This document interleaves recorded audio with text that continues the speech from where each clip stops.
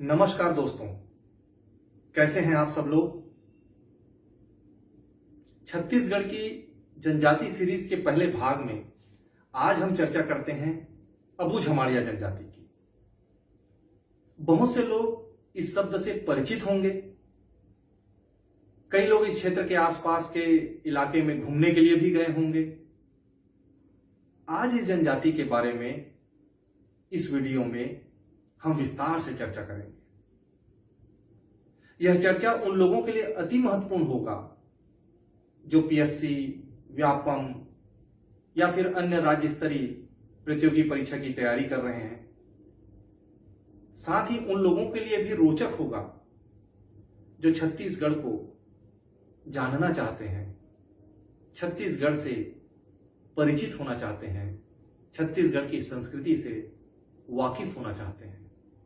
हाँ, एक विशेष बात कि इस वीडियो में जो भी चर्चा मैं करूंगा, जो भी तथ्यों की बात मैं करूंगा, वह 100% प्रामाणिक होगा। छत्तीसगढ़ शासन के द्वारा प्रस्तुत तथ्यों से ही होगा। तो चलिए आज के वीडियो की शुरुआत करते हैं। आज हम चर्चा करते हैं अबूझमाड़िया जनजाति की।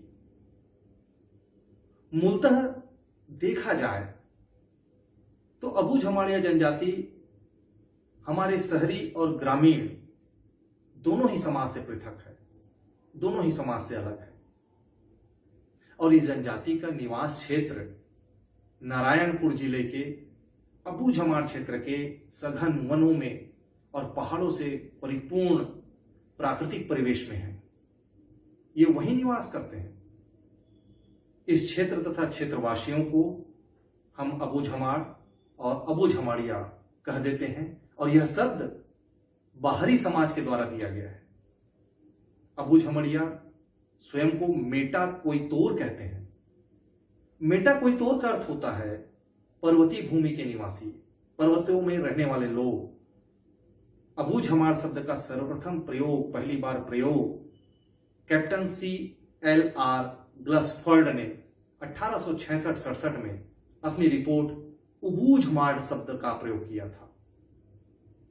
अबूझमाड़ में उसने अ की जगह उ शब्द का प्रयोग किया, यह बात आप ध्यान देंगे।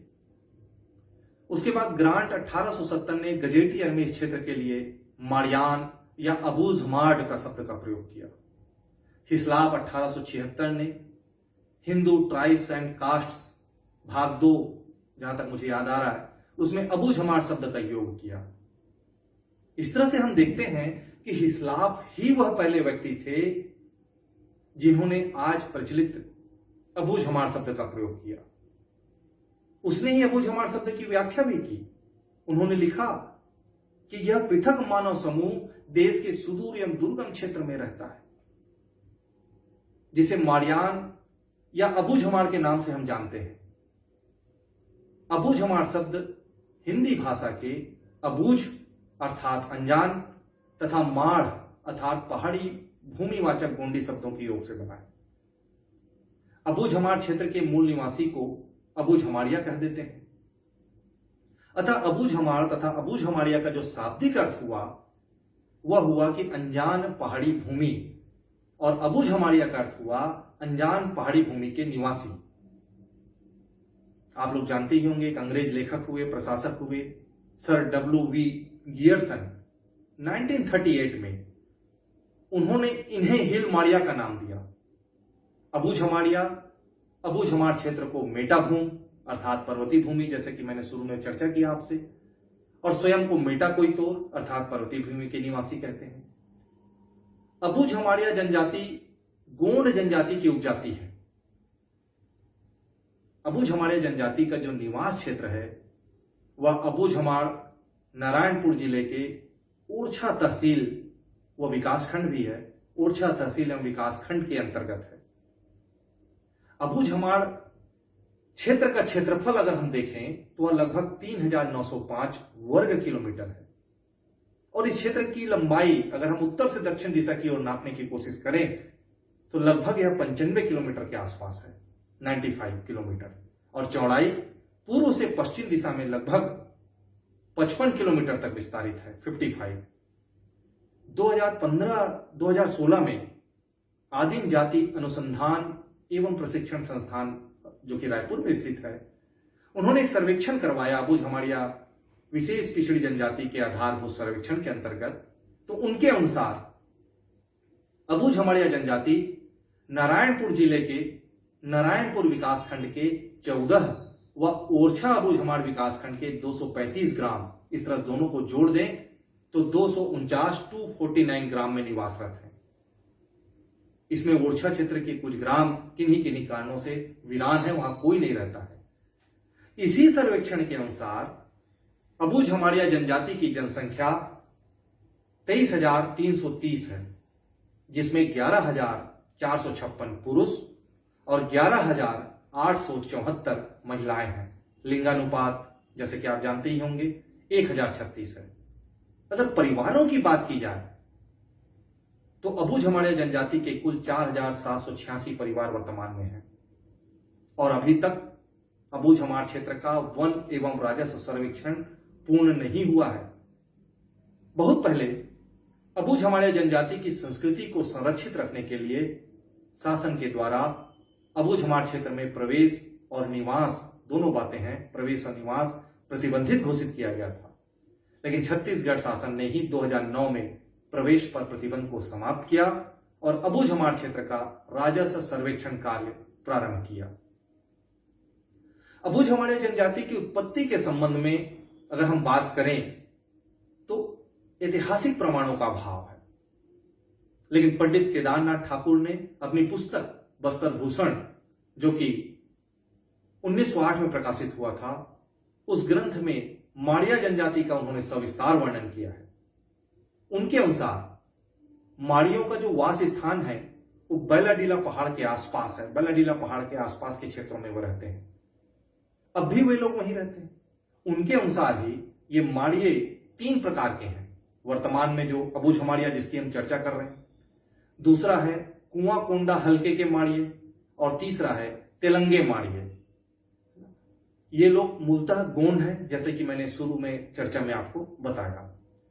इसके बाद देखते हैं आरवी रसेल एवं राय बहादुर हीरालाल ने स्वतंत्रता के पूर्व एक ग्रंथ the tribes and castes of central provinces of India लिखा, जो कि 1916 में प्रकाशित हुआ। उसके भाग 3 के अनुसार बस्तर के गोंड जो है 2 भागों में बढ़ गए, माड़िया और मुरिया।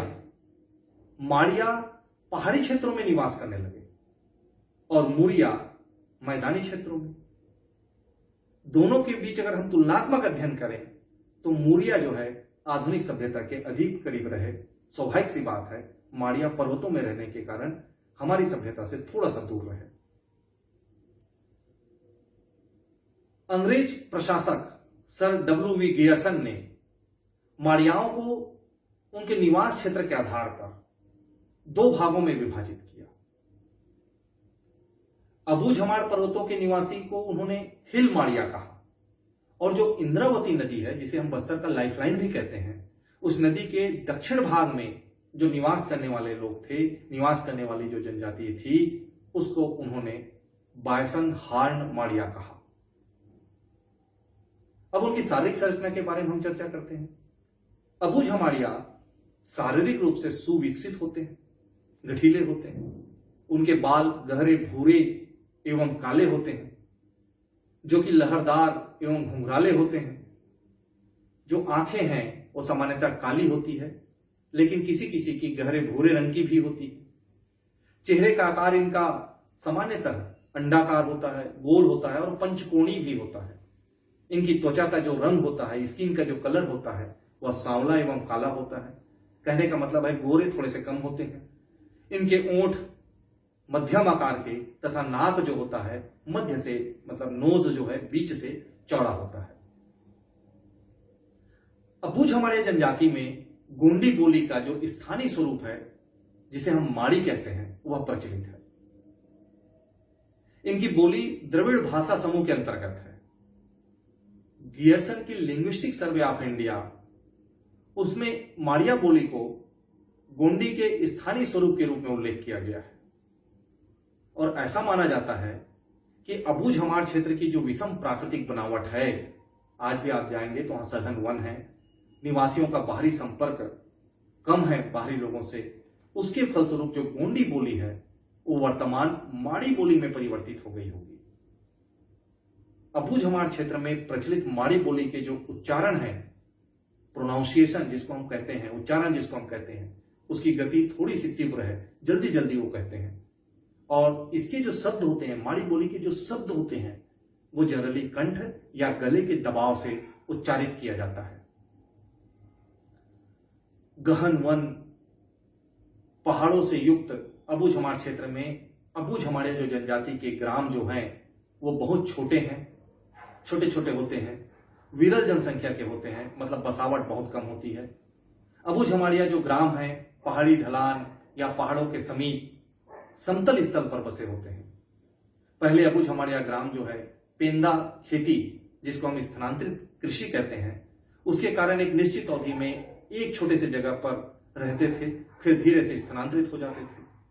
किंतु वर्तमान में शिक्षा, पेयजल, स्वास्थ्य, पोषण और जो राशन दुकान की जो उनको सुविधाएं मिल रही है थोड़ा सा सरकार के द्वारा, जो अधोसंरचनात्मक सुविधाओं का विकास जो हुआ है, और दूसरा कारण पेंदा कृषि जो है, जो स्थानांतरित कृषि जिसकी हमने बात की उसमें कमी आई है, उसके कारण ग्राम की बसाहट अब अबू झमाड़ियों में स्थायी रूप से होने लगी है। इनके गांव या ग्राम पाराओं में बटा होता है जिसको हम लोग मोहल्ला कहते हैं। वह पारा के मुख्य भाग में गली की ओर दोनों ओर आवास होते हैं, शेष आवास दूर दूर होते हैं। ग्राम में ग्राम देवी व दूसरे देवी देवताओं का मंदिर और ग्राम के मध्य में घोटुल जिसको हम युवा गृह भी कहते हैं वह स्थित होता है। इनके चारों ओर लकड़ी के खंभों का घेरा होता है। कहने का मतलब जो बाउंड्री वॉल होती है वो लकड़ी के खंभों की होती है। शमशान व स्मृति स्तंभ क्षेत्र जो होता है वो गांव से कुछ दूरी पर होता है, लेकिन कुछ गांवों में ऐसा देखा गया है कि स्मृति स्तंभ ग्राम के भीतर भी स्थापित होता है। अबू झमाड़िया आवास के चारों ओर बांस या लकड़ी के खंभों की बाढ़ लगाते हैं। मैंने पहले भी बताया, बाउंड्री वॉल लगातार लकड़ी को गड़ा करके ये बनाते हैं। और इनके मध्य भाग में लोन जिसको हम आवास कहते हैं वह स्थित होता है। आवास का जो पहला कक्ष होता है उसको अगली कहते हैं, बरामदा जिसको हम बैठक रूम या डाइनिंग हॉल से संबोधित करते हैं, जिसमें सभी लोग आ जा सकते हैं, बाहरी लोग भी आते हैं। अगली के बाद गुणनद जिसको हम शयन कक्ष कहते हैं, बेडरूम होता है। इस बेडरूम में लोग सामान भी रखते हैं।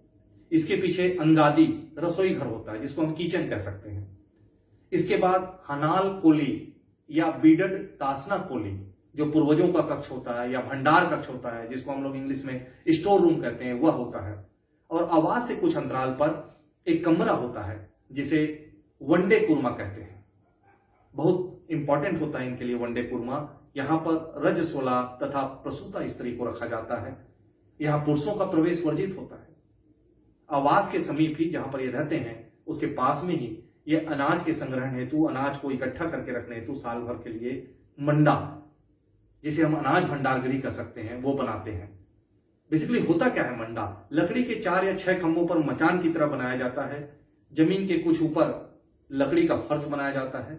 इसके चारों ओर बांस की बाड़ी लगा दी जाती है, बाउंड्री वॉल कर दी जाती है, जिससे अंदर रखा जो अनाज है वह सुरक्षित रह पाए। ऊपर की ओर छत बना दी जाती है। वन्य प्राणियों से बचाव और सुरक्षा के लिए अबू झमाड़िया सदस्य अपने आवास के समीप पालतू पशुओं के लिए पद गुड़ा जिसको हम सुअर आवास कहते हैं, कोंदा गुड़ा जिसको गाय बैल का आवास कहते हैं, और एंटी लोन जिसको हम बकरी का आवास कह सकते हैं, वो बनाते हैं। खास बात है कि अबू झमाड़िया की संस्कृति में है ना, जानवरों को वो पालते ही हैं, अपने साथ जानवरों को रखते हैं। अबू झमाड़िया भोजन के रूप में कोसरा, कोदो कुटकी, चावल, मक्का, मूंग, उड़द दाल और सब्जियों का उपभोग करते हैं। इनके भोजन में भात जिसको हम पका चावल कहते हैं हम लोग भी खाते हैं। पेज आप जानते ही होंगे, बिना पसाया हुआ चावल गरम गरम उतार के उसको खाते हैं। यह अनिवार्य रूप से होता है। अबू झमाड़िया जो है मत्स्य आखेट तथा व्यक्तिगत मतलब अकेले और सामूहिक मतलब एक साथ ये शिकार करते हैं और उस शिकार के द्वारा मांस प्राप्त करते हैं। अबू झमाड़िया सामान्यतः मुर्गा, बकरा, सुअर ये छोटे छोटे पालतू पशुओं के शिकार करते हैं और उनके मांस को खाते हैं। ये मांस उनको बहुत प्रिय है और इनके दैनिक भोज्य पदार्थ में सामान्यतः जंगल से प्राप्त अनेक प्रकार की भाजियां और कंदमूल शामिल होते हैं, जिसको हम लोग कांदा कहते हैं छत्तीसगढ़ी में। अबुझ हमारे यहाँ नशा भी करते हैं और नशे के लिए शराब, सल्फी रस तथा छिंद रस का सेवन करते हैं। सल्फी तथा छिंद रस साल में 4 से 6 माह उपलब्ध होता है इनके पास। अबुझ हमारे यहाँ परिवार अपने घरों में महुआ से आसवन विधि द्वारा शराब का निर्माण करते हैं, खुद शराब को ये बना लेते हैं और शराब का अबुझ हमारियों के जीवन में महत्वपूर्ण स्थान है। इसे सभी मुख्य सामाजिक, धार्मिक, राजनीतिक, मनोरंजन या खाली एक साथ बहुत लोग इकट्ठे बैठे हुए हैं, मजा करना है, तो इन अवसरों पर इन लोग इस शराब का उपयोग करते हैं। अबुझ हमारे यहाँ जो सदस्य है पूर्व में वस्त्रों का कम उपयोग करते थे, उनके तन पर कम कपड़े होते थे। आधुनिक संस्कृति के नजदीक आने से कपड़ों का उपयोग करने लगे। नन्हे बालक, जो छोटे बालक होते हैं, वो हाफ पैंट और बालिकाएं जो है फ्रॉक पहनती हैं। जो युवा होते हैं और प्रौढ़ पुरुष होते हैं वो धोती, लुंगी, बनियान ये सब पहनने लगे हैं। महिला साड़ी ब्लाउज पहनती है। जो वृद्ध पुरुष होते हैं, बुजुर्ग होते हैं, वो धोती को सामान्यतः घुटने से ऊपर तक मोड़कर पहनते हैं और वृद्ध स्त्री एक ही साड़ी को पूरे शरीर में लपेटे रहती है। बाहरी लोगों के संपर्क के कारण, आधुनिक संस्कृति से संपर्क में आने के कारण अबुझ हमारी स्त्री की और पुरुष की वेशभूषा में आमूल चूल बदलाव देखने को मिल रहा है। वे T shirt, half pant, full pant, jeans, sari blouse, petticoat, salwar kurta, gown जैसे आप और हम आजकल पहनते हैं, करीब करीब वैसा ही आधुनिक वस्त्र वे भी पहनने लगे हैं। बहुत अच्छी बात है कि वो पहनने लगे हैं, उनको भी अधिकार है, बिल्कुल पहनना चाहिए। अबुझ हमारे जो सदस्य होते हैं वो आभूषण के रूप में गले में उबिंग, जिसको हम सिक्कों की माला कहते हैं, चीप माला और विभिन्न प्रकार के प्लास्टिक और मोतियों की माला और गिलट के आभूषण पहनते हैं। कलाई में कांच और विभिन्न धातुओं की चूड़ियां, अंगूठी, तोड़ा, जिसे तोड़ा मतलब पैरों में पहनने का जो आभूषण होता है, पैड़ी जिसको हम पायल कहते हैं, वो पहनते हैं। और जिनका पर्व होता है उसमें नृत्य के लिए जो युवक युवती होते हैं उनके पास विशेष पोशाक मतलब विशेष प्रकार के वस्त्र और आभूषण होते हैं। अबुझ हमारे जनजाति में जन्म को, जो बच्चा जन्म लेता है, उसको एक सामान्य प्राकृतिक घटना माना जाता है। मासिक चक्र रुकने पर गर्भधारण होना माना जाता है। ऐसा हम लोग मानते हैं कि अब गर्भधारण हो गया। अबुझ हमारे जनजाति में गर्भवती स्त्री को, जो प्रेग्नेंट लेडी है, उसको नए या बढ़ते फूल, पत्ते या शाखा, कहने का मतलब नए पौधे, पत्ते, शाखा को तोड़ने पर भयंकर टाइप से पाबंदी होती है, निषेध होता है। और जो प्रसव घर के समीप बने झोपड़ी, जिसके हम कहते हैं कुरमा लोन, उसमें डिलीवरी होती है, उसमें प्रसव लोग कराते हैं, उसको हम कहते हैं कुरमा लोन, जिसमें ग्राम की 2-3 स्त्रियां मदद करती हैं डिलीवरी में। नाल काटने में, प्लेसेंटा को काटने में चाकू या तीर का उपयोग किया जाता है। नाल को घर के पीछे गड़ा दिया जाता है। प्रसूता स्त्री को 8 दिनों तक कुरमा लोन में रहना पड़ता है, यह नियम है। और इस अवधि में बच्चे का पिता भी कुछ नियमों और निषेधों का पालन करता है। नाल झड़ने या 8 दिनों के बाद बच्चे का नामकरण संस्कार होता है। कहीं कहीं सुविधानुसार बाद में भी नामकरण होता है। अबुझ हमारिया पुनर्जन्म में विश्वास करते हैं, इसलिए नवजात शिशु के नामकरण के पूर्व अनेक विधियों से यह ज्ञात करते हैं, पता लगाने की कोशिश करते हैं कि नवजात शिशु के रूप में हमारे घर में किस पूर्वज का पुनर्जन्म हुआ है। और जिस पूर्वज का पुनर्जन्म वो ज्ञात कर लेते हैं, अपने हिसाब से, उनके हिसाब से पुनर्जन्म ज्ञात हो जाता है, उसके पिछले जन्म के नाम के आधार पर नवजात शिशु का नामकरण रखने की वो कोशिश करते हैं। अबुझ हमारे जनजाति में एकल या बहुपत्नी विवाह का प्रचलन है। इसमें विवाह मई-जून माह में सामान्यतः होता है, जिस समय हम कक्सार त्योहार हम लोग मनाते हैं, तो कक्सार त्योहार के बाद ही इनके यहाँ विवाह होता है। अबुझ हमारे जनजाति में ममेरे फुफेरे विवाह को अधिमान्यता है। अबुझ हमारे जनजाति में वधु मूल्य प्रथा प्रचलित है, अर्थात वधु को खरीदना पड़ता है, सरल भाषा में कहें।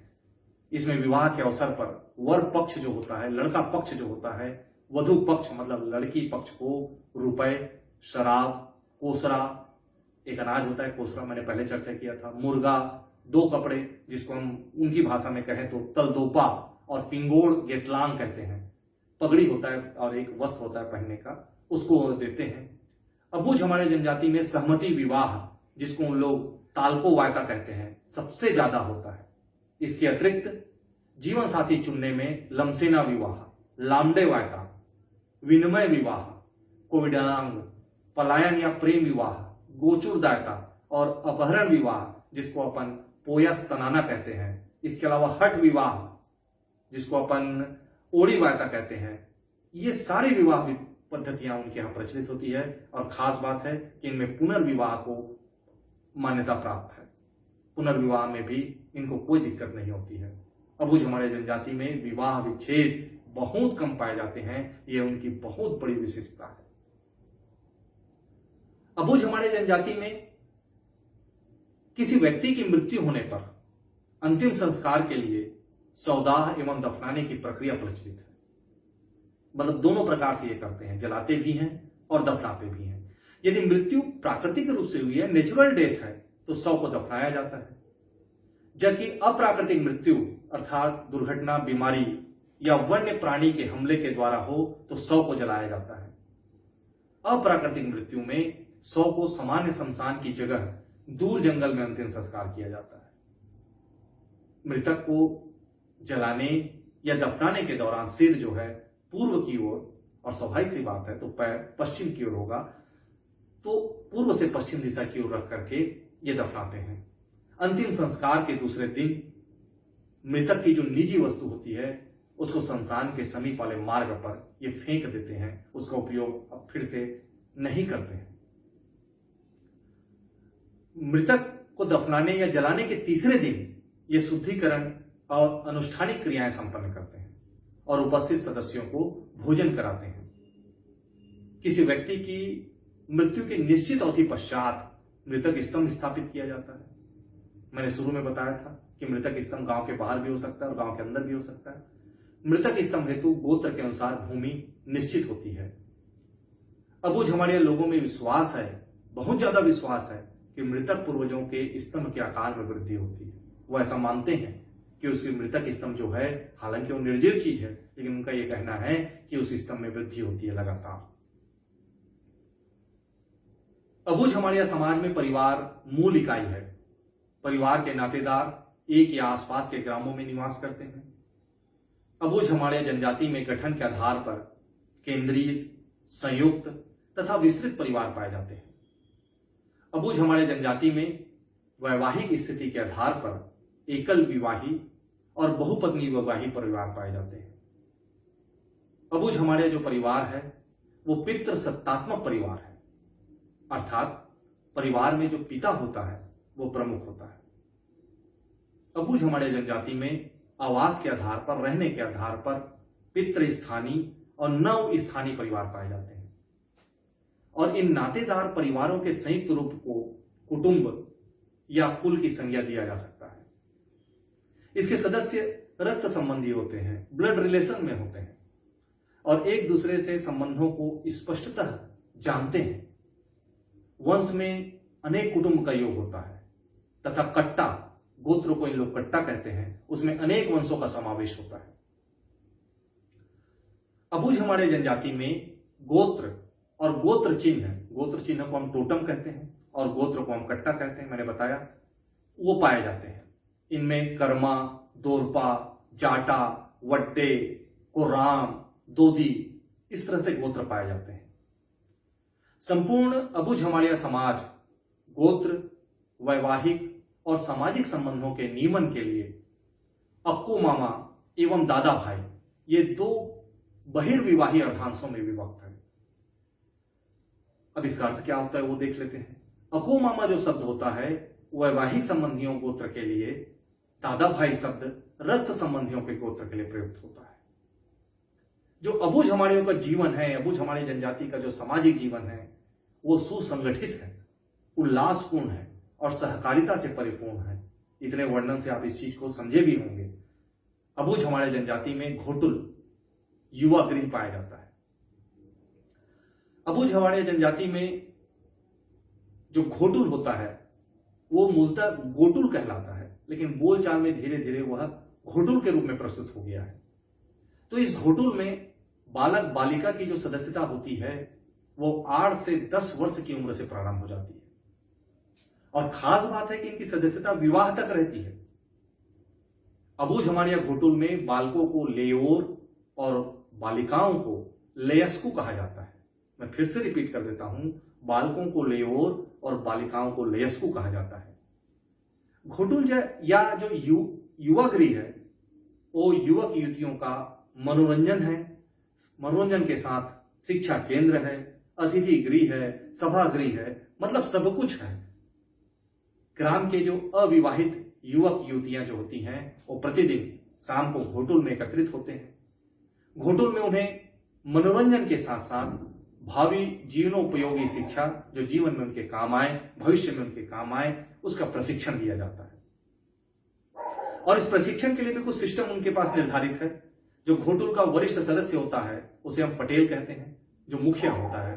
और पटेल के सहयोग के लिए सदस्यों में से एक युवक जो होता है वह कोटवार होता है और एक युवती जो होती है वो कोटवारी होती है। इनके द्वारा घोटुल की गतिविधियों का सुव्यवस्थित संचालन किया जाता है। घोटुल में अतिथियों के रुकने व भोजन की व्यवस्था ग्रामीणों द्वारा किया जाता है। इसके अतिरिक्त विवाह, शोक, ग्राम सुरक्षा, ग्राम सेवा एवं त्यौहार में घोटुल की जो भूमिका होती है वो बहुत ज्यादा महत्वपूर्ण होती है। अबूझमाड़िया जनजाति की जो अर्थव्यवस्था है वो प्रकृति पर आधारित निर्वाह की अर्थव्यवस्था है। मतलब वो टोटल प्रकृति पर डिपेंडेंट है। अबूझमाड़िया जनजाति का जो आर्थिक जीवन है वो वनोपज संकलन, मतलब वन सामग्रियों पर संकलन, शिकार, पशुपालन, आदिम कृषि एवं परंपरागत कृषि पर ही आधारित है, जिसमें परिवार जो है उत्पादन की इकाई के रूप में कार्य करता है। अबूझमाड़िया जो सदस्य हैं वनों से कंदमूल और वनोपज संकलन करते हैं।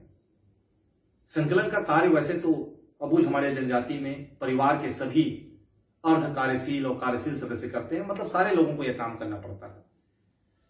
ये वन से अनेक प्रकार के जंगली कंद, भाजियां, पत्तियां, फूल, फल, बांस के जो नवीन कोपल होते हैं, बांस का जो तना होता है जिसको इन लोग बास्ता कहते हैं, सामान्य बोलचाल में हम लोग करील कहते हैं, उसको इन लोग इकट्ठा करते हैं। विभिन्न प्रकार के मशरूम आदि का संकलन एक खाद्य सामग्री के रूप में करते हैं। ये आंवला, आम, इमली, जामुन, कोसा, शहद, चार, फूलबहारी, महुआ ये आदि का भी संग्रहण करते हैं और बाजार में मुद्रा या वस्तु विनिमय के लिए इसका उपयोग करते हैं। और आज भी इनमें वस्तु विनिमय प्रचलित है, जिसके माध्यम से वे अपनी दैनिक आवश्यकताओं की पूर्ति कर लेते हैं। अबूझमाड़िया जो जनजाति होते हैं उनके जो पुरुष सदस्य है एकल एवं सामूहिक शिकार करने में दक्ष होते हैं। वो अकेले शिकार पर भी जाते हैं और ग्रुप में भी शिकार पर जाते हैं। और इस शिकार के लिए गुलेल, तीर धनुष, फरसा, विभिन्न प्रकार के जो जाल होते हैं ये लोग बना के रखते हैं, स्वयं बनाते हैं उसका ये उपयोग करते हैं। जो सामूहिक शिकार है प्रायः गर्मी के मौसम में करते हैं।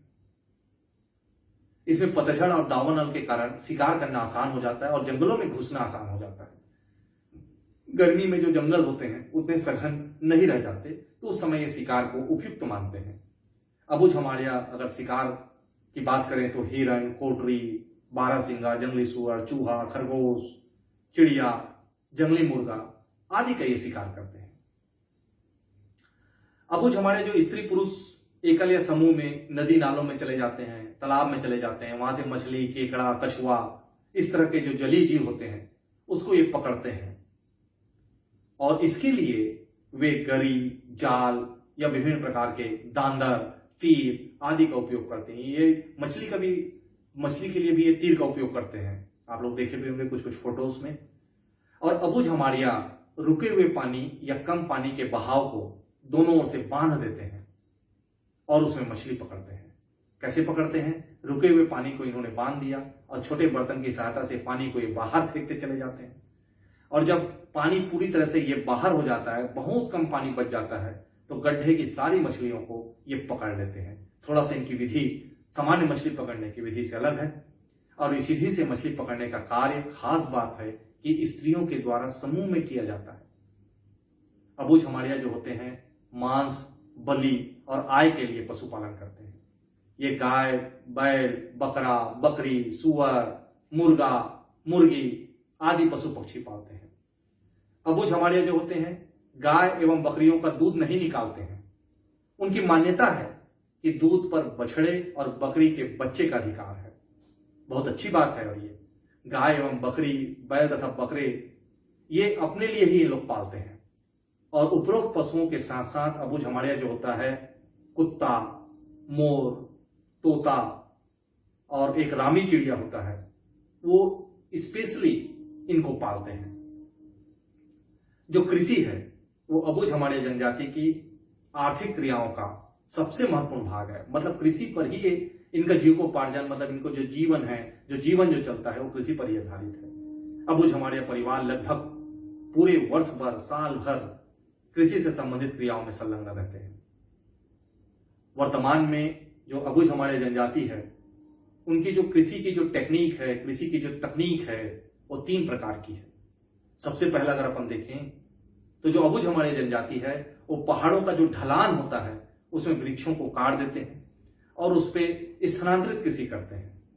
1-2 साल वहां पर कृषि किए, फिर उस जगह को छोड़ करके दूसरी जगह चले गए। इसी स्थानांतरित कृषि को पेंदा कृषि कहते हैं, पेंदा कृषि। और इस आदिम कृषि पद्धति में वन युक्त पहाड़ी जो ढलानदार भूमि है, ढलावदार भूमि है, उसका ये चयन करते हैं। मार्च अप्रैल में ये वृक्षों को काटते हैं और वृक्षों के सूखने के पश्चात मई और जून माह में ये जला देते हैं। और जले हुए जो वृक्ष है उसकी राख हो जाती है और राख उर्वरक का कार्य करती है। और इस पूरे पेंदा भूमि में उस राख को इन लोग फैला देते हैं।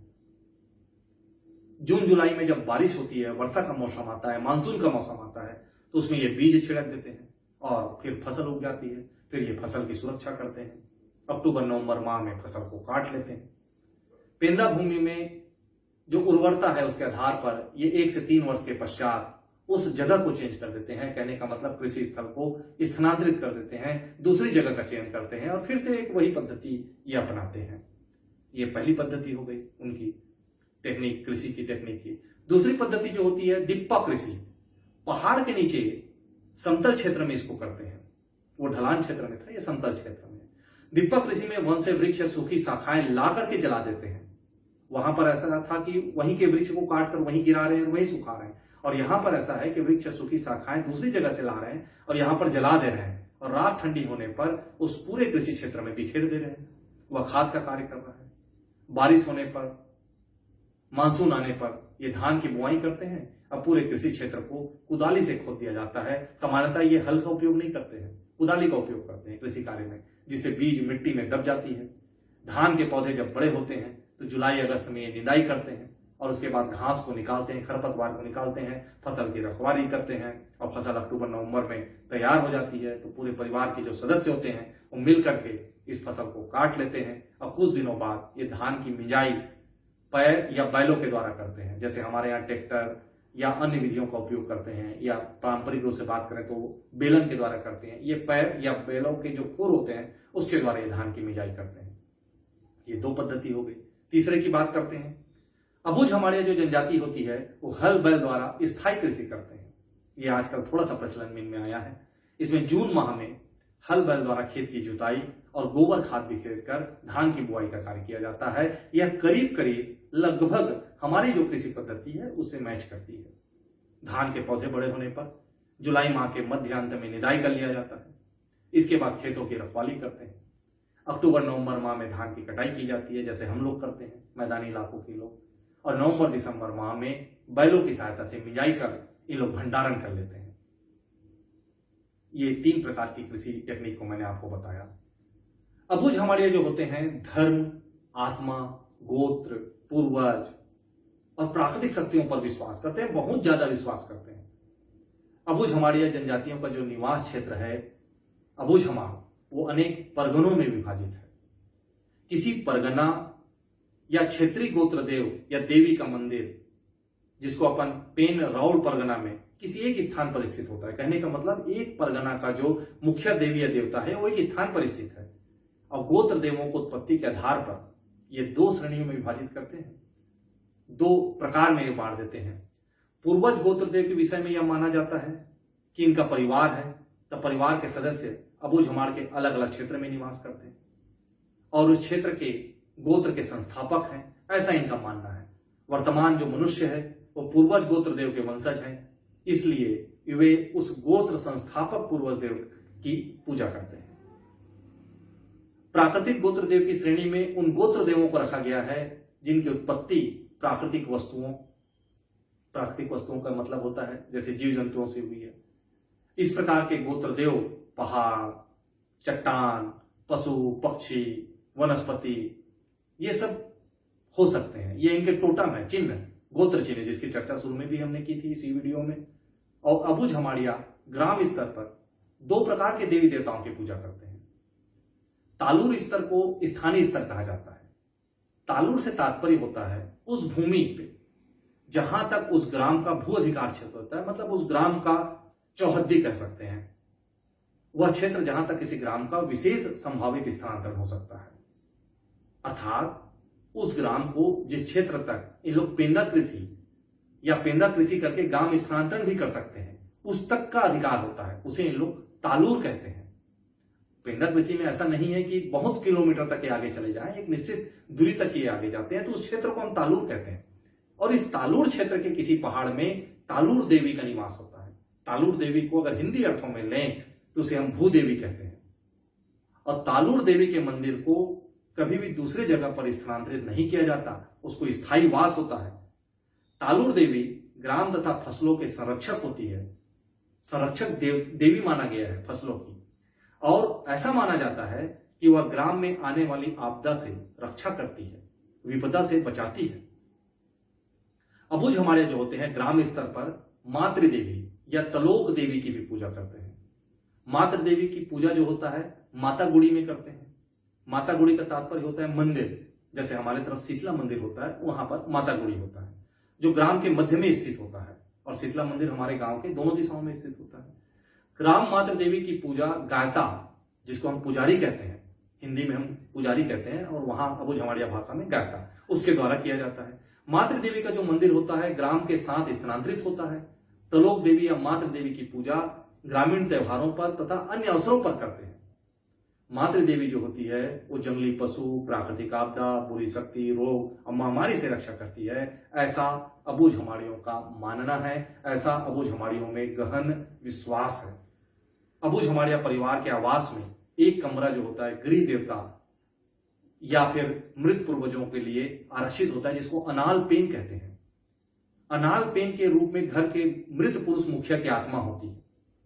पूर्वजों के आत्मा के प्रतीक स्वरूप इन लोग अनाल अड़का, एक मिट्टी का बर्तन होता है, वो रखते हैं। अबू झमाड़िया विश्वास करते हैं कि उनके पूर्वज जो है और उनके पूर्वज की जो आत्मा है वो हमेशा उनके साथ है, और वही आत्मा, वही पूर्वज उनकी सुरक्षा और मार्गदर्शन कर रही है। त्योहार तथा अन्य अवसरों पर अनाल पेन को खाद्यान्न, मतलब कोसरा चावल हो गया, कोदो कुटकी हो गया, सल्फी, शराब, अंडे या मुर्गा का चूजा बलि स्वरूप दिया जाता है। उनका पूर्वज जो चीजों को पसंद करता था उन चीजों को ये उस दिन चढ़ा देते हैं। उपरोक्त देवी देवताओं का एक तृत्व जो होता है, अबू झमाड़िया जो होता है, भंगाराम आप लोग सुने ही होंगे, भैरम देव सुने ही होंगे, करंगा शायद इसको नहीं सुने होंगे, और अन्य स्थानीय देवी देवताओं की पूजा करते हैं कि बहुत सारे देवी देवता होते हैं, और मैंने बताया कि प्राकृतिक चीजों को ही देवी देवता के रूप में पूजा करने लगते हैं। जो अबू झमाड़िया हैं वो प्रकृति के आराधक हैं। वे त्योहार के माध्यम से प्रकृति की आराधना करते हैं, उसके प्रति कृतज्ञता ज्ञापित करते हैं, थैंक्स बोलते हैं उनको। अबू झमाड़िया जनजाति में नई फसल और नए फल सब्जियों को अलग अलग त्योहारों में देवी देवता को अर्पित करते हैं, उसके पश्चात ही ये उसका उपयोग करते हैं। कभी भी बिना चढ़ाए उसका उपयोग नहीं करते हैं। ये त्योहार में देवी देवताओं को प्रसन्न करने के लिए, उनको खुश करने के लिए, उसके प्रति कृतज्ञता ज्ञापित करने के लिए नई फसल, फल, सब्जी चढ़ावा देते हैं और बलि भी दे देते हैं। और इनके प्रमुख त्योहार होते हैं वीजा कोड़तांग, जिसको अपन हरियाली कहते हैं, छत्तीसगढ़ी में हरेली कहते हैं। जोन्ना कोड़तांग, मक्का खाने का जो त्योहार होता है उसको जोन्ना कोड़तांग कहते हैं। बंजा कोड़तांग, नवाखानी, जिसको हम लोग इधर या उड़ीसा की भाषा में नुआखाई कहते हैं। पूना कोहला, ये नया कोसरा खाने का पर्व है, कोसरा एक प्रकार का अनाज है। पूना कोयला, नया कोसरा खाने का पर्व। कक्साड़ जात्रा, गोत्र देव की पूजा इसमें की जाती है। ये उनके कुछ प्रमुख पर्वों की मैंने चर्चा यहां पर आपसे की। जो अबूझ हमाड़िया राजनीतिक संगठन है वो वंश परंपरा पर आधारित है। अबूझ हमाड़िया ग्राम मैंने पहले भी बताया आपको, अनेक पारा या टोला जिसको हम कहते हैं दूर दूर तक बसे होते हैं। पारा या टोला के प्रमुख को पंच या हम पारा मुखिया कहते हैं, और अनेक पारों से मिलकर के जो बना ग्राम होता है उसके प्रमुख को पटेल कहते हैं। मैंने बताया ही था, वह पंचों का नेतृत्व करता है, मतलब पंचों का प्रमुख कौन हो गया? पटेल हो गया। और पटेल का जो कार्य होता है ग्राम के विवादित मुद्दों को, मतलब आपसी झगड़े या कुछ गांव में कुछ हो गया है, कोई भी प्रकार का विवाद है उसको और समस्याओं को पंच और ग्राम बुजुर्ग या वरिष्ठों की समूह के मदद से हल करता है। अकेले हल नहीं करता है, उसमें वह सबकी मदद लेता है। पटेल जो होता है नई पेंदा भूमि, जिसको स्थानांतरित कृषि भूमि, उसकी खोज भी करने का जिम्मेदारी उसी के ऊपर होती है। भूमि के वितरण में, मतलब किसको कौन सी भूमि कहां पर कौन कृषि करेगा, है ना, उसमें गायता किसान प्रमुख भूमिका निर्वाह करता है। पहले पटेल जो है भू राजस्व, जिसे वहां की भाषा में पट्टी कहते हैं, उसकी वसूली का भी कार्य करता था। वर्तमान तक अबूझ हमार क्षेत्र का भू राजस्व सर्वेक्षण न होने के कारण यह चीज समाप्त कर दिया गया है। अनेक ग्रामों से जो मिलकर के परगना बनता है, मैंने बताया ही इसी वीडियो में, तो जो संपूर्ण अबूझ हमार क्षेत्र जो है वो अनेक परगनों में विभाजित है, और इस परगने के प्रमुख को मांझी कहते हैं। परगना जो मांझी जो होता है, परगना मांझी जो होता है, परगना के ग्रामों के पटेलों का नेतृत्व करता है। तो सबसे पहले पंच थे, पंच के ऊपर पटेल हो गया, पटेल के ऊपर परगना मांझी हो गया। परगना मांझी का जो मुख्य कार्य होता है अपने परगना के जो क्षेत्र है उसमें कानून व्यवस्था को बनाए रखने का होता है, और एक से अधिक गांवों से संबंधित अगर मामला हो गया तो उसका निपटारा, है ना, पटेल के द्वारा किसी विवाद या समस्या का जब उचित समाधान ना हो पाएगा तो उसका निपटारे करने का काम, उस विवाद को समाप्त करने का काम, उसका उचित समाधान निकालने का काम, स्वाभाविक सी बात है, परगना मांझी करेगा। और वर्तमान में अगर वर्तमान परिदृश्य की हम बात करें तो अनेक कारणों से परंपरागत अबूझ हमाड़िया जो है उनका जो ये राजनीतिक संगठन जो मैंने अभी चर्चा किया पटेल और परगना मांझी वाला, उसका प्रभाव थोड़ा सा कम हो रहा है। और अबूझ हमाड़ियों के विशेष पिछड़ी जनजातियों के विकास हेतु 6वीं पंचवर्षीय योजना के दौरान 13 जून 1978 को 13/6/1978 को अबूझ हमार विकास अभिकरण की स्थापना निवर्तमान बस्तर जिले के नारायणपुर में किया गया। 3905 वर्ग किलोमीटर के जो दुर्गम वन और पहाड़ों में निवासरत अबूझ हमाड़िया जनजाति के विकास हेतु अभिकरण स्थापना के आरंभिक अवधि से ही वह शिक्षा, स्वास्थ्य, आर्थिक विकास, अधोसंरचनात्मक विकास हेतु कार्यक्रम इसके द्वारा चलाए गए। मूलतः उद्देश्य भी यही था कि उनको मुख्य संस्कृति की ओर लाना, आधुनिक सभ्यता से परिचित कराना, और अबूझ हमाड़िया जनजाति के विकास हेतु शासकीय तथा 1985 से इस क्षेत्र में रामकृष्ण मिशन कार्यरत है, उसका भी प्रयास काबिले तारीफ है, उल्लेखनीय है, जिसके फलस्वरूप नक्सलवाद जैसे अति संवेदनशील क्षेत्र जो अबूझ हमाड़ का था उसमें अबूझ हमाड़िया जनजाति जो है विकास के प्रगति के पथ पर अग्रसर है और आधुनिक सभ्यता के अब करीब होते चली जा रही है।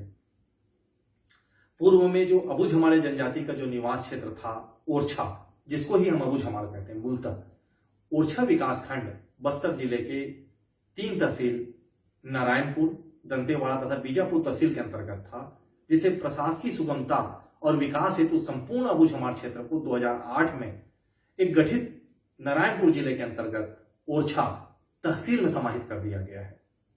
जिसके कारण उसका कारण यह था कि इनकी जो विकास की योजनाएं, इनके लिए जो हम विकास बनाए, उन तक बहुत आसानी से पहुंच सके। मुझे ऐसा लगता है कि अबूझ हमाड़िया जनजाति के संबंध में मैंने आप लोगों से सविस्तार चर्चा की है, सारे पहलुओं को समेटने का प्रयास किया है, उनके आर्थिक, धार्मिक, सामाजिक, राजनीतिक, रहन सहन।